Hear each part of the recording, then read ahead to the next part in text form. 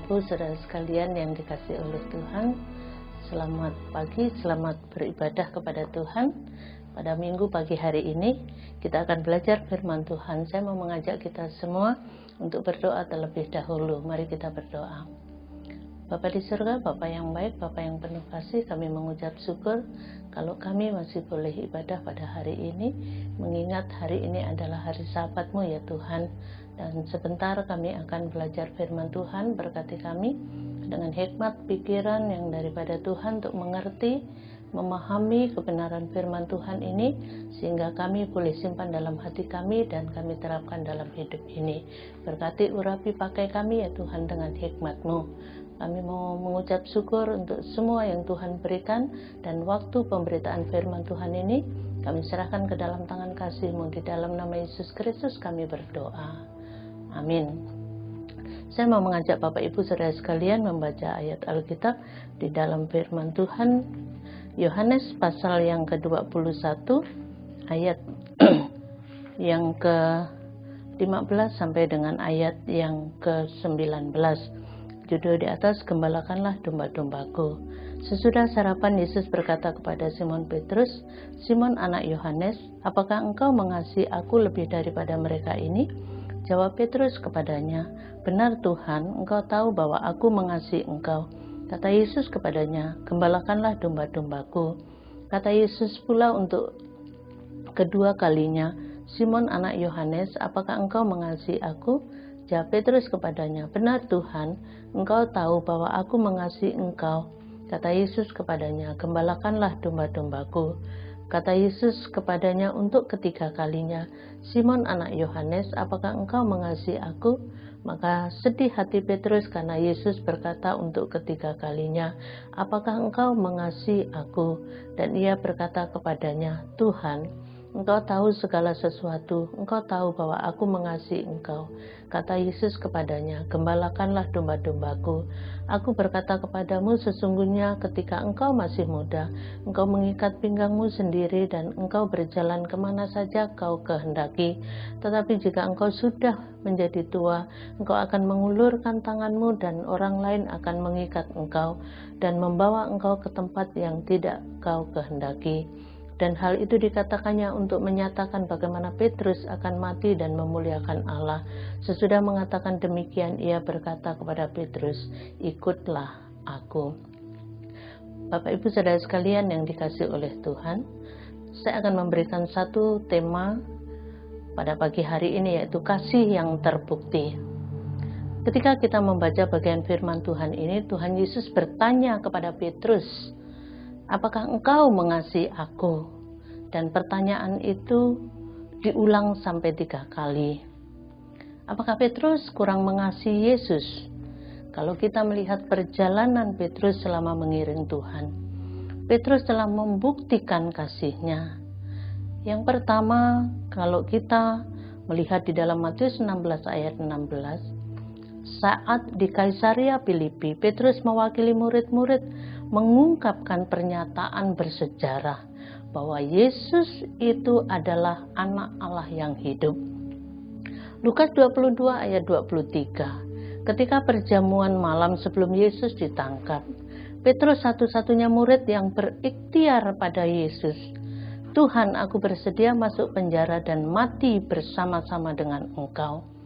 Yohanes 18 ayat 10, Petrus juga membela Yesus saat Yesus ditangkap dengan menetak telinga hamba imam besar.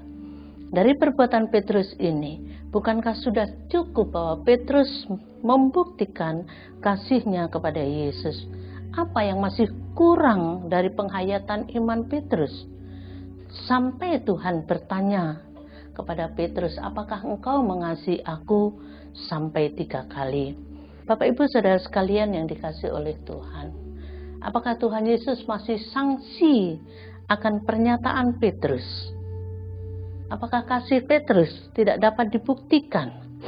Kalau kita melihat perjalanan Petrus dalam mengiring Tuhan, ada motivasi mungkin yang salah, ada sikap sok pahlawan, sok tahu, ingin menjadi yang terutama, kadang-kadang sombong dan membuahkan sikap takabur. pertanyaan Tuhan Yesus sebenarnya untuk memperbaharui iman dan motivasi Petrus yang salah. Kasih harus dibuktikan dengan sikap iman dan motivasi yang benar. Bukankah Petrus yang berapi-api mengasihi Tuhan, tetapi saat Tuhan Yesus diadili, Petrus menyangka Yesus. Apa yang dialami Petrus ini juga bisa terjadi dalam hidup kita. Kita bisa berkata, aku mengasihi Engkau Yesus. Tetapi ketika badai hidup melanda dalam hidup kita, seringkali kasih itu sulit dibuktikan. Kita seringkali bertanya, di mana Engkau Tuhan? Seringkali juga kita bertanya, Tuhan tidak pernah menolongku, sehingga kasih kita sulit dibuktikan. Bapak Ibu Saudara sekalian yang dikasihi oleh Tuhan, oleh sebab itu mari kita belajar dari bagian firman Tuhan ini, supaya kita dapat membuktikan kasih kita kepada Tuhan. Yang pertama kita melihat di dalam ayat 15 sampai ayat yang ke-17. Tuhan Yesus berkata kepada Petrus, gembalakanlah domba-dombaku. Bahwa Petrus harus punya tanggung jawab untuk mengembalakan umat Allah yang dipercayakan kepadanya. Ini kasih yang harus dibuktikan dengan tanggung jawab. Ini bentuk tanggung jawab yang harus dipikul oleh Petrus. Apa yang diperintahkan oleh Tuhan Yesus untuk mengembalakan domba-domba, yaitu umat Allah.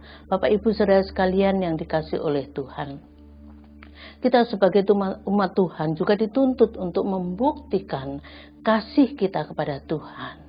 Tanggung jawab untuk membuktikan kasih itu. Lalu tanggung jawab kita apa? Yohanes 14 ayat 21. Tuhan berkata, barang siapa memegang dan melakukan firman Tuhan, dialah yang mengasihiku. Jadi memegang dan melakukan firman Tuhan adalah bukti kasih kita kepada Tuhan. Matius 5 ayat 13 sampai 16. Orang-orang percaya untuk membuktikan kasih itu harus menjadi garam dan terang dunia. 1 Petrus 3 ayat 15 menyatakan bahwa orang-orang percaya harus membuktikan kasih itu melalui iman pengharapan kita kepada Tuhan. Yakobus 2 ayat 18 juga menunjukkan bagaimana kasih kita itu, iman kita itu dibuktikan, yaitu dengan perbuatan.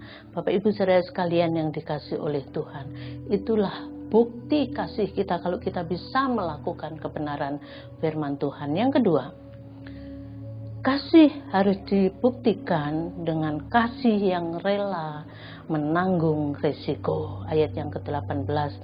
Tuhan Yesus menunjukkan risiko yang akan dihadapi Petrus ke depannya saat melaksanakan tugas tanggung jawab yang Yesus bebankan.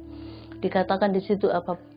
Petrus harus rela menanggung risiko. Bapak Ibu Saudara sekalian yang dikasihi oleh Tuhan, di dalam 1 Petrus 2 ayat 19 sampai 23, di mana Petrus rela mengambil bagian dalam penderitaan Kristus, sama seperti Yesus rela menderita demi dosa-dosa manusia. Apa yang Yesus perbuat?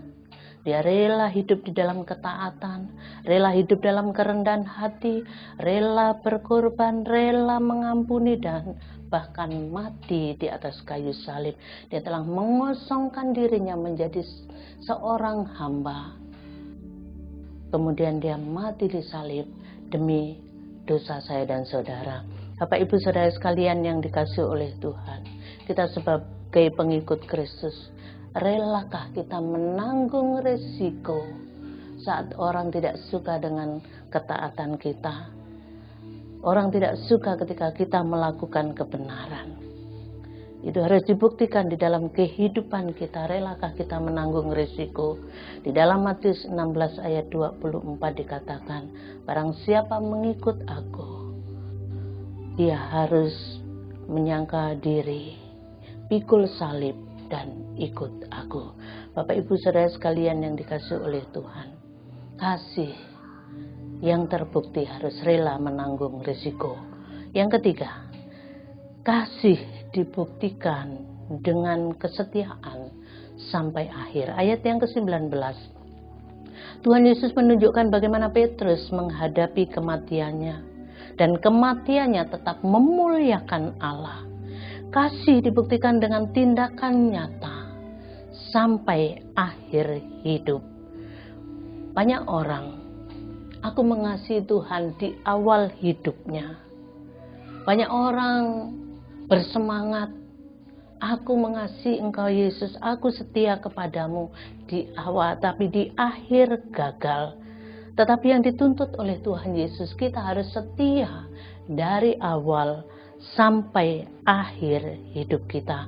Karena ketika kita setia, maka mahkota akan diberikan kepada kita. Wahyu 2 ayat 10 dikatakan, hendaklah engkau setia sampai mati, dan aku akan mengaruniakan kepadamu mahkota kehidupan. Bapak Ibu Saudara sekalian yang dikasihi oleh Tuhan, hendaklah kita sebagai orang percaya, kita harus setia sampai mati, setia sampai akhir. Oleh sebab itu, untuk membuktikan kasih yang terbukti itu, kita harus rela untuk membuktikan dengan tanggung jawab. Kita juga harus rela menanggung risiko. Kasih itu harus dibuktikan dengan rela membuktikan setia sampai akhir. Kiranya lewat kebenaran firman Tuhan hari ini boleh menolong kita, memberkati kita, apapun yang terjadi dalam hidup kita. Kita tetap membuktikan kasih kita kepada Tuhan mulai saat ini sampai akhir hidup kita, sehingga mahkota yang disediakan oleh Tuhan akan kita terima. Kiranya Tuhan Yesus menolong, memberkati kita sekalian untuk menerapkan firman Tuhan hari ini. Tuhan memberkati kita. Mari kita berdoa. Bapa di surga, terima kasih untuk renungan firman Tuhan hari ini.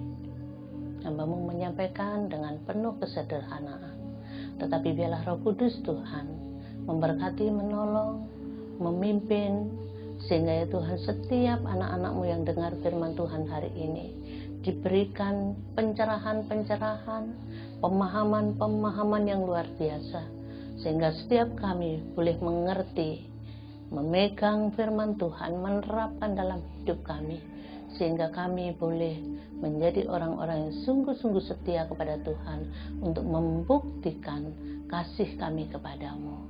Terima kasih ya Tuhanlah doa kami, di dalam nama Yesus Kristus. Amin.